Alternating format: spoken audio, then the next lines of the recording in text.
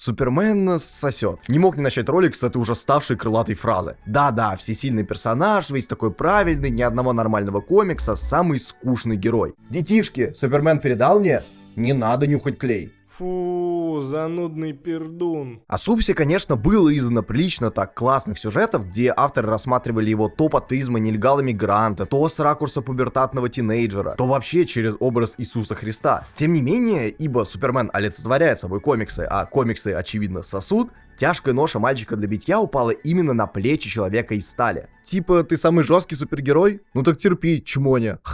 Но вы же не думаете, что я собрал вас просто проговорить очевидные истины. Есть еще один прикол. Признаюсь, недавно жестко гикал, и как-то так вышло, что прочел все комиксы о Супермене за последние 10 лет. Заценил, например, классный ран Томаси, который сделал Кларка семенином. Я пижу своего сына. Или экшн-комикс Юргенса с невероятными сюжетными поворотами. Вдобавок, великолепные лимитки вроде Супермен разрушает клан. Однако в один момент будто бы сдвинулись магнитные полюса Земли, кошки начали спариваться с собаками, и комиксы о Супермене стали унылым, нудным дерьмом. А виной всему некогда великий сценарист, спасший индустрию от краха в нулевых, обласканный критиками и придумавший кипу культовых персонажей Брайан Майкл Бендис. Присутствуют черты убийцы и насильника. Я не виноват, это Ламброза. Это в его книгах проклятых написано. Здорово, я Лосяш, и сегодня побазарим про то, как Супермен тяжело заболел и почему ему уже не помочь. Супермен болен, и его не спасти. Вообще, Бендис — это один из самых именитых сценаристов индустрии. Именно он создал Ультимат Человека-паука, современный образ Сорвиголовы и вернул на хайп Мстителей. Короче, нормально по вашим кумирам прошелся, типа. Однако в свои последние годы работы на Marvel Бендис стал все чаще оступаться. Провальная вторая гражданская война, бесполезный кроссовер Человеков-пауков и откровенно слабый финал Железного Человека отвернули фанатов от некогда обожаемого сценариста. А он, опана, и совершил тарутинский маневр, убежав в DC. Это на самом деле довольно умный мув, потому что до корпоративных боссов информация доходит с большущим опозданием. И пока никто не понял, что ты уже пережил свой прайм, можно обратиться к конкурентам и за счет громкого имени стребовать толстую котлету. И сработала такая схема просто изумительно. Один только анонс Bendis is Coming создал волну хайпа. Люди моментально списали все былые недочеты на редакторов и приняли ждать, какой же взгляд на Супермена подготовил Бендис. Ну вот кто-кто, а он точно все изменит. Вообще, нечто подобное уже происходило за 20 лет до этого. Тогда, после кризиса на бесконечных землях, вселенная DC приобрела некое единообразие. И издатели решили обновить своих основных героев, осовременив их классический образ. В рамках инициативы Фрэнк Миллер написал культовый первый год Бэтмена, который вы, скорее всего, читали. Джордж Перес придумал сказочный эпос про Чудо-бабу, а Джон Бёрн переизобрел Супермена в лимитке «Человек из стали». Ну и Бендис решил не оригинальничать, взял уже известный тайтл и прилепил к нему том 2.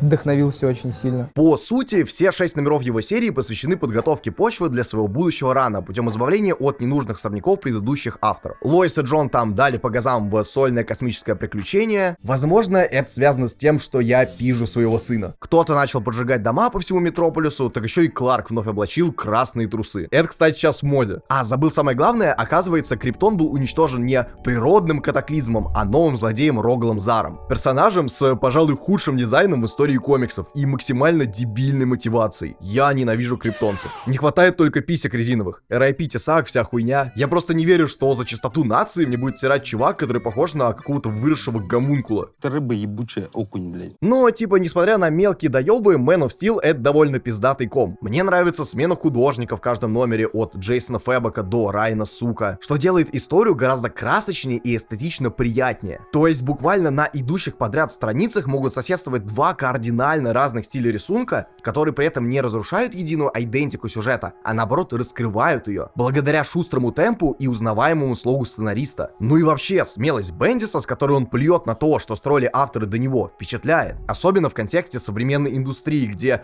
топовые, казалось бы, авторы боятся привнести хоть что-то новое, потому что это же может не понравиться нашим старым фанатам. Тем более, когда свежие идеи выглядят гораздо более масштабно и интересно, чем предшествующие рандомные семейные приключения с очевидной моралью. Бейте своих детей. А на этом все. К тому же, отчасти благодаря творческой свободе и большим полномочиям, в руки сценариста сразу попало аж 2 серии про Супса, глобальное событие, лимитки о сторонних персонажах в рамках детского импринта и ангоинг культовой в прошлом команды Легион супергероев. И вообще на то время казалось, что именно Бендис главный, ввиду новый термин, Next Up издательства. Такой двигатель общего лора вселенной, именно в тайтлах которого будут происходить наиболее важные события. Поэтому сценаристу было где разгуляться, и он мог не мешать все идеи в кучу, а разбить их на составные части по разным сериям, чтобы сплести все воедино ближе к концу рана.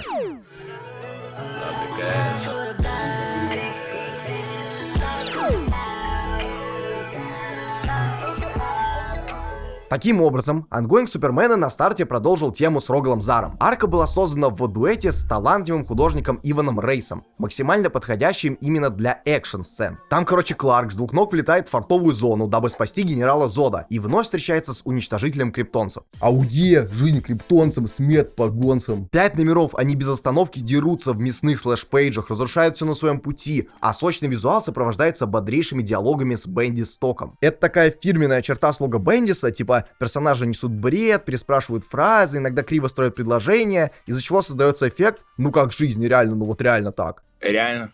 В кульминации событий появляется повзрослевший сын Супермена Джон, который рассказывает, мол, Бато Скалоло проебался, из-за чего он отлетел в черную дыру, оказался в плену у Ультрамена, злой версии Супермена Земли 3, прошел через прорву приключений, еле как сумел выжить, и лишь спустя много лет добрался до Земли. Ну а типа теперь все супер, и Сынуля готов вернуться к героическим делам. В следующей же арке создается коалиция планет, из будущего вылезает Легион супергероев, забирает Джона в свою серию. И в целом, думаю, вы поняли, события несут с каким-то бешеным темпом. При этом всем параллельно идет экшн-комикс, где, в отличие от насыщенного боевиковостью основного ангоинга, акцент больше делается на атмосферу и более подробное погружение в лор. Да, в экшн-комикс не так много экшена, как бы парадоксально это не звучало. А я, как бы парадоксально это не звучало, вижу своего сына. Daily Planet, где работает Кларк, впервые на моей памяти является не просто фоном, а прям отправной точкой для развития сюжетов. Журналисты, постоянно окружающие протагониста, реально живут своей жизнью, проводят расследования, имеют тайные мотивы и свои персональные истории. Это видно даже по рекап-страницам, которые выполнены в форме рабочего стола Кента. Имейлы пересказывают предыдущие номера, стикеры отсылаются на комикс-индустрию. Где-то сбоку всегда прячется фигурка какого-нибудь Лекса Лютера. Мол, парень, мы в курсе за лор, мы шарим. Ну и конечно, около компа стоит кружка кофе. Йоу, миллениалы,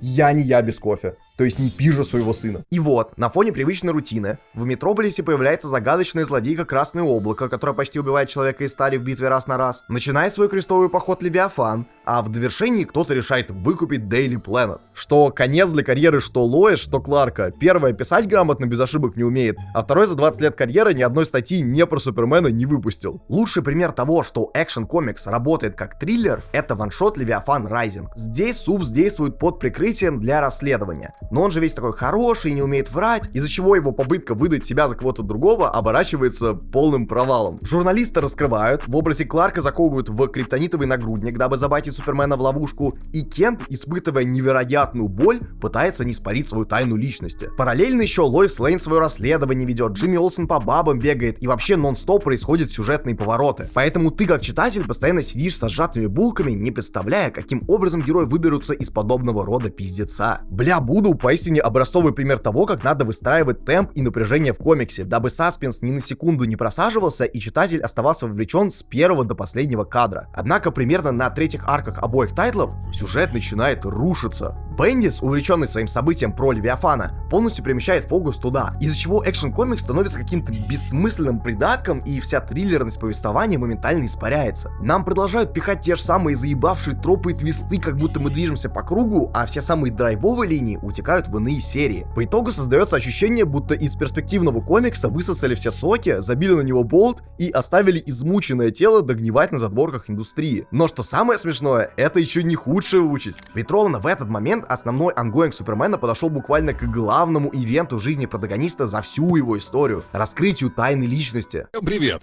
Меня зовут Саша, я диктор канала «Мастерское настроение». Вообще, сам ход с деанонимизацией персонажа очень мощный. Можно вспомнить хотя бы «Сорвиголову». Мягко говоря, не самого востребованного героя. А жестко говоря, нахуй никому не нужного. Когда Бендис в своем ране решился спалить, что Мёрдок и Дардевил это один человек, сюжет произвел бурю обсуждений и остался заметным пятном в лоре персонажа. Ну, по крайней мере, мне так говорили те, кто, собственно, этот ран читал. Эту тему потом как только не пытались расхлебывать. И логично было подумать, что для Супермена подобный мув станет еще более иконичным и на корню изменит все произведения о персонаже в дальнейшем. К тому же, ну так ли нужна тайная личность человеку из стали в 21 веке? Не припомню ни одного фильма, игры, комикса, где на дихотомию между Кларком и Кал-Элом делался хоть какой-нибудь акцент. Быть может, человеческая личина лишь мешает персонажу, и избавление от такого атовизма выведет история о нем на новый уровень, как то было с тем же Железным Человеком. Ну уж теперь я смогу пиздить своего сына в полную силу. Так или иначе, мы это никогда не узнаем, потому что Бендис просто взял и забил болт.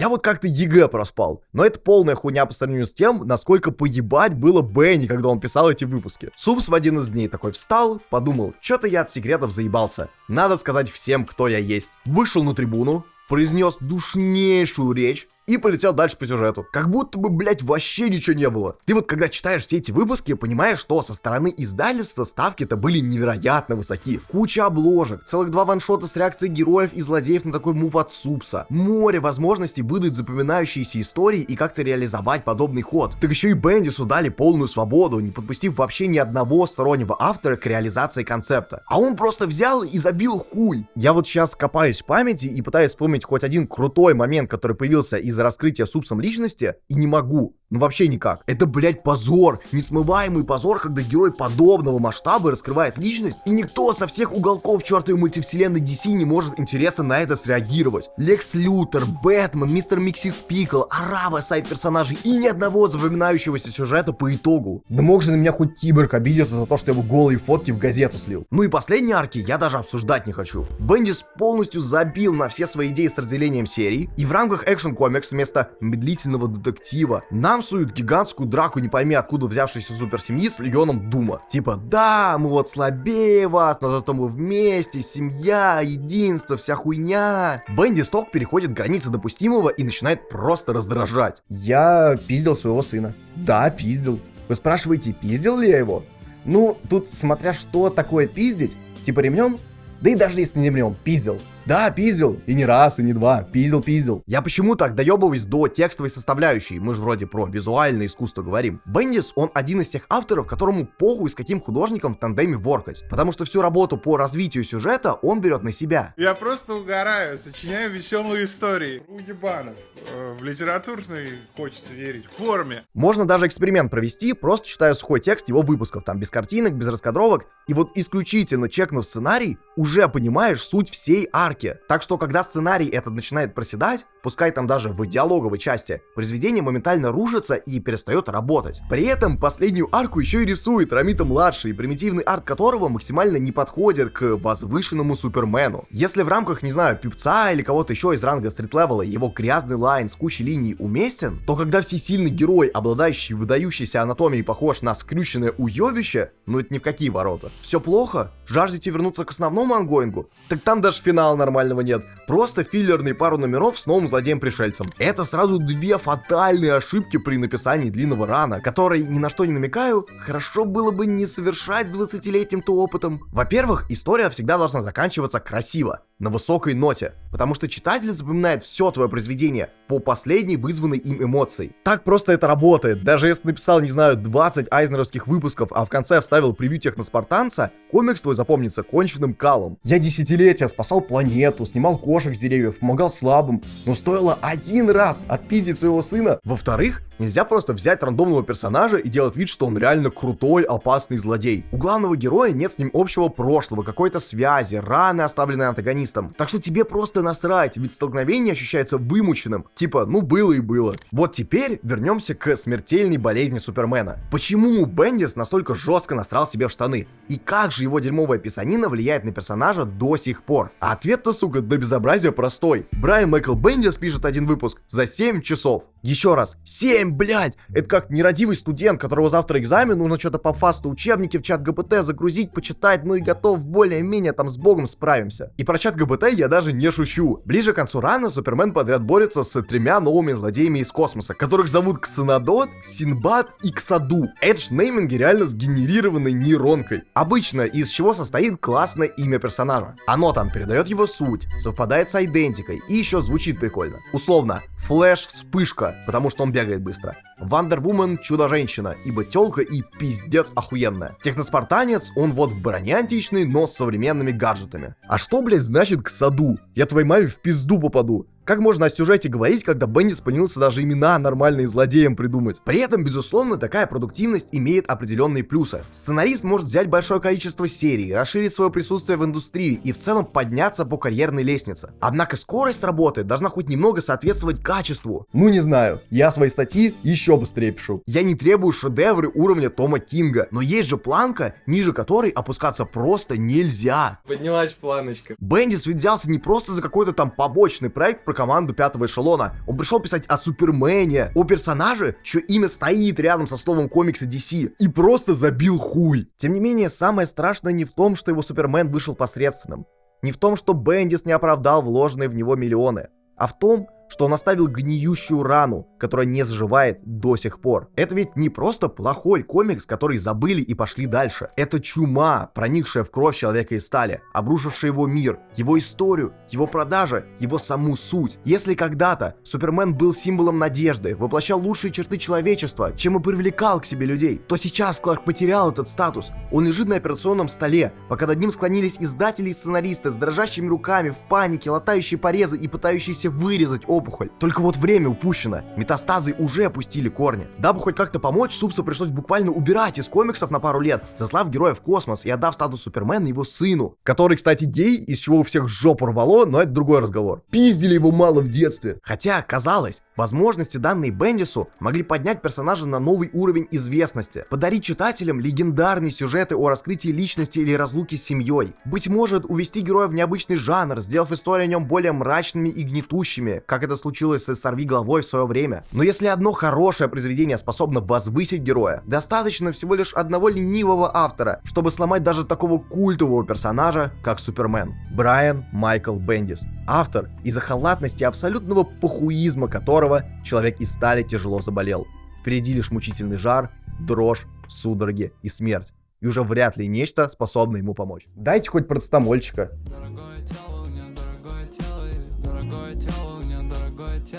Целая сумка шмали, я курю ее в ателье. Целая сумка шмали, и мне звонит